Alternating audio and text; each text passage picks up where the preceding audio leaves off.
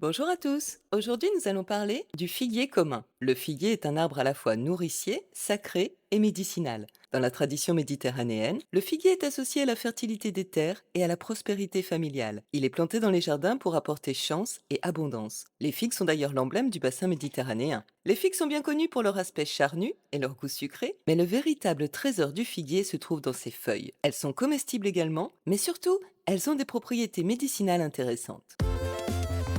Le figuier commun, Ficus carica, appartient à la famille des moracées. Il existe des centaines d'espèces de figuiers à travers le monde. Ils peuvent prendre des aspects très divers, de l'arbrisseau à un arbre mesurant plus de 40 mètres de hauteur selon les espèces. Le figuier a la particularité de pouvoir se développer à peu près n'importe où, dès l'instant où il a du soleil et une atmosphère chaude et humide. En France, excepté en région méditerranéenne, le figuier est cultivé sous serre et en intérieur. Le figuier commun, Ficus carica, ne dépasse pas les 10 mètres. Le figuier a une croissance relativement rapide et il vit entre 150 et 300 ans. Sa silhouette est large, souvent tortueuse. Il a des branches robustes et étendues. Son feuillage dense offre un ombrage rafraîchissant en été. Son écorce est lisse et grise, parfois crevassée avec l'âge. Les rameaux sont souples, cassants et laissent suinter un latex blanc irritant quand on les casse. Les feuilles du figuier sont très caractéristiques. Elles sont grandes, larges, découpées en 3 à 5 lobes. Elles sont d'un vert foncé et brillant dessus et sont plus claires et légèrement duveteuses dessous. Elles peuvent avoir le bord légèrement dentelé et elles dégagent une odeur aromatique lorsqu'on les froisse. Ces fleurs sont très petites, invisibles en fait, car elles se trouvent à l'intérieur du fruit. Ce que l'on appelle la figue est en réalité un cycone, c'est-à-dire un réceptacle charnu contenant des centaines de minuscules fleurs internes. Son fruit s'appelle la figue. La figue n'est en réalité pas un fruit, mais une infruitescence, c'est-à-dire le résultat issu de la transformation d'une inflorescence. Les vrais fruits du figuier, ce sont les mini-graines dans les figues qui crissent sous les dents. Les figues sont charnues, en forme de poire ou de boule, de couleur verte, jaune, pourpre ou noire selon les variétés. Leur saveur est douce, juteuse, sucrée. Les figues mûrissent en juillet-août pour les figues fleurs ou alors en septembre-octobre pour les figues d'automne. Ces racines sont très puissantes et étalées, capables de soulever des pierres ou de coloniser des ruines. Le figuier produit un latex blanc que l'on voit quand on casse une branche. Ce latex se solidifie au contact de l'air et crée ainsi une barrière protectrice autour de la blessure. Ce latex est irritant pour l'homme. Le figuier commun est l'un des plus anciens arbres fruitiers cultivés par l'homme. Il est mentionné dans la Bible, le Coran, les mythologies grecques et romaines.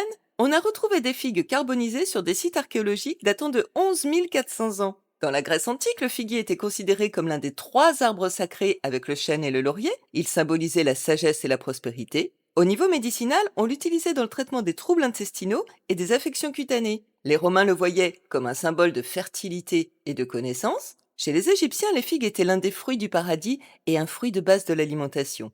Elles apparaissent dans des peintures murales datant de l'Antiquité. Au Moyen Âge, dans les monastères, on cultivait le figuier pour nourrir, soigner et ombrager. Le latex était appliqué sur les verrues ou les corps.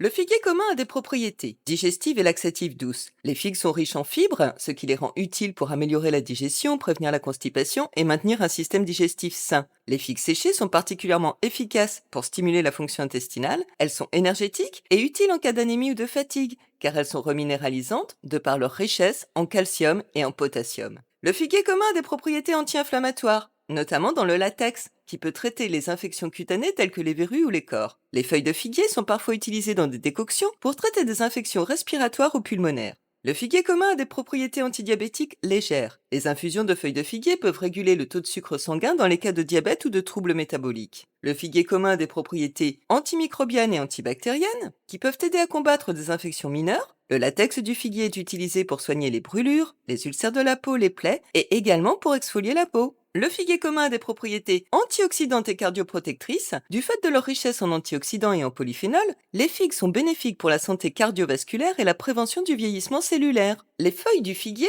peuvent être appliquées fraîches sur la peau pour calmer la douleur et les piqûres d'insectes. Elles favorisent également la cicatrisation. Les bourgeons de figuier ont des propriétés calmantes. Ils sont utiles en cas de stress ou de rumination mentale. Les figues sont très appréciées en cuisine pour leur goût sucré et leur polyvalence. Les figues sont riches en sucre, elles ne conviennent pas à ceux qui suivent un régime pauvre en glucides ou qui ont des problèmes de glycémie. Les figues ont une texture douce, elles peuvent être consommées fraîches, telles quelles, utilisées pour la confection de nombreux desserts, ajoutées à des salades sucrées salées. Elles peuvent être farcies avec du fromage de chèvre, du miel, des noix ou ajoutées à des plats salés.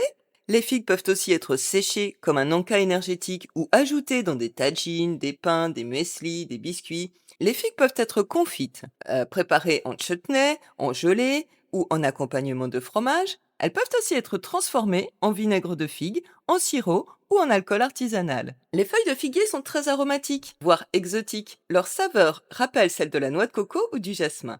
Elles sont une bonne source de vitamines A, B1 et B2. Elles contiennent également du calcium, du fer, du phosphore, du manganèse, du sodium et du potassium. Les feuilles de figuier peuvent être utilisées pour envelopper des viandes ou des poissons avant de les griller, pour ajouter une saveur unique au plat. On peut les ajouter à l'eau de cuisson du riz par exemple, ou des lentilles ou des pois chiches, ou dans un courbouillon. On peut aussi les faire infuser dans du lait ou de la crème pour parfumer les desserts, ou alors s'en servir comme papillotes pour faire cuire les poissons au four. Et évidemment, on peut les faire infuser dans de l'alcool pour obtenir une liqueur ou bien dans du vinaigre. En infusion, on utilise les feuilles de figuier pour soulager les maux d'estomac, le reflux gastrique et les douleurs digestives. Le latex du figuier était utilisé autrefois comme présure pour faire cailler le lait. Les figues se récoltent à pleine maturité pour un goût sucré optimal quand elles se ramollissent et commencent à pendre vers le bas, car elles ne mûrissent plus après la cueillette. Si vous êtes sensible au latex irritant, il peut être préférable de porter des gants pour les cueillir, et en fonction des variétés, il y a parfois 2 récoltes par an. Les feuilles, elles, se récoltent jeunes, au printemps ou en début d'été. On peut les utiliser fraîches dans la cuisine ou dans certaines préparations comme les vinaigres. On peut aussi les faire sécher pour une utilisation ultérieure, notamment en infusion. Attention, le latex du figuier est photosensibilisant et peut entraîner de graves brûlures. Cueillir avec des gants et en dehors des journées de grande chaleur.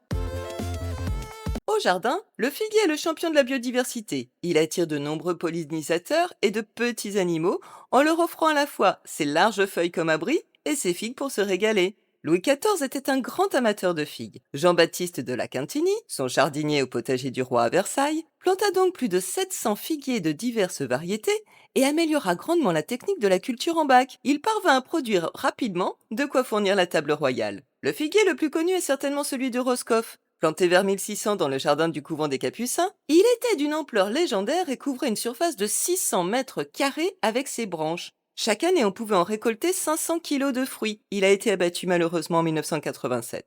En cosmétique, c'est surtout le figuier de Barbarie qui est utilisé. Le figuier de Barbarie fait partie de la famille des cactacées et l'extrait de figue de Barbarie favorise l'hydratation de la peau. L'expression mi-figue mi-raisin prend ses racines dans une anecdote de marin vénitien. Au XVe siècle, à Venise, des marchands de la cité grecque de Corinthe avaient caché des morceaux de figues séchées dans leurs sacs de raisins secs car elles étaient moins chères que les raisins. Quand les Vénitiens se rendirent compte de la supercherie, ils eurent un sentiment mitigé parce qu'au final, ils aimaient bien les raisins secs avec ces morceaux de figues. Le latex produit par la plante permet la fabrication de caoutchouc, mais la qualité est bien inférieure à l'EVA qui lui est donc préféré. Le figuier est un symbole religieux majeur dans la Bible. Il est mentionné dans plusieurs passages, notamment dans l'Ancien Testament, comme un symbole de paix et de bénédiction divine. Et il y est aussi dit que ce ne sont pas des feuilles de vigne, mais des feuilles de figuier qui habillent légèrement Adam et Ève au paradis. En Asie, le figuier est un symbole de connaissance et de transcendance spirituelle.